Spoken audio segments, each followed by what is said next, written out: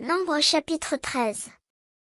L'Éternel parla à Moïse, et dit: Envoie des hommes pour explorer le pays de Canaan, que je donne aux enfants d'Israël. Tu enverras un homme de chacune des tribus de leur père, tous seront les principaux d'entre eux.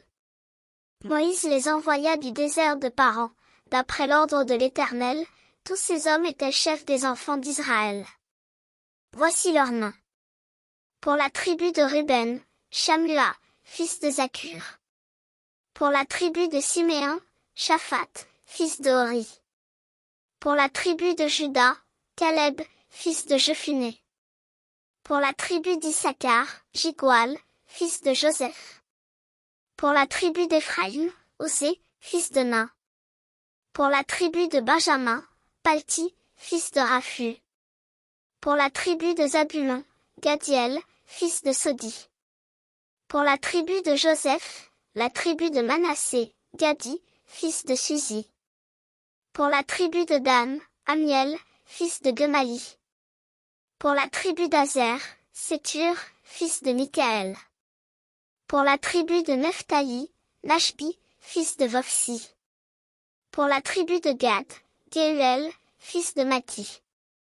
Tels sont les noms des hommes que Moïse envoya pour explorer le pays. Moïse donna à Osée, fils de Nun, le nom de Josué. Moïse les envoya pour explorer le pays de Canaan. Il leur dit: Montez ici, par le midi, et vous monterez sur la montagne. Vous verrez le pays, ce qu'il est, et le peuple qui l'habite, s'il est fort ou faible, s'il est en petit ou en grand nombre. Ce qu'est le pays où il habite, s'il est bon ou mauvais, ce que sont les villes où il habite, si elles sont ouvertes ou fortifiées. Ce qu'est le terrain, s'il est gras ou maigre, s'il y a des arbres ou s'il n'y en a point. Ayez bon courage, et prenez des fruits du pays. C'était le temps des premiers raisins.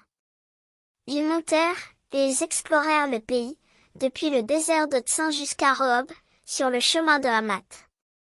Ils montèrent, par le midi, et ils allèrent jusqu'à Hébron, où étaient Ahiman, Sheshaï et Talmaï, enfants d'Anak. Hébron avait été bâti 7 ans avant Tsora en Égypte. Ils arrivèrent jusqu'à la vallée d'Eshcol, où ils coupèrent une branche de vigne avec une grappe de raisin, qu'ils portèrent à dos au moyen d'une perche. Ils prirent aussi des grenades et des figues. On donna à ce lieu le nom de vallée d'Eshcol, à cause de la grappe que les enfants d'Israël y coupèrent. Ils furent de retour de l'exploration du pays au bout de 40 jours. À leur arrivée, ils se rendirent auprès de Moïse et d'Aaron, et de toute l'assemblée des enfants d'Israël, à Kadès dans le désert de Paran. Ils leur firent un rapport, ainsi qu'à toute l'assemblée, et ils leur montrèrent les fruits du pays. Voici ce qu'ils racontèrent à Moïse: Nous sommes allés dans le pays où tu nous as envoyés. À la vérité, c'est un pays où coule le lait et le miel, et en voici les fruits. Mais le peuple qui habite ce pays est puissant, les villes sont fortifiées, très grandes, nous y avons vu des enfants d'Anak. Les Amalécites habitent la contrée du Midi, les Étiens, les Jébusiens et les Amoréens habitent la montagne, et les Cananéens habitent près de la mer et le long du Jourdain. Caleb fit taire le peuple, qui murmurait contre Moïse. Il dit: Montons, emparons-nous du pays, nous y serons vainqueurs. Mais les hommes qui y étaient allés avec lui dirent: Nous ne pouvons pas monter contre ce peuple, car il est plus fort que nous. Ils décrièrent devant les enfants d'Israël le pays qu'ils avaient exploré.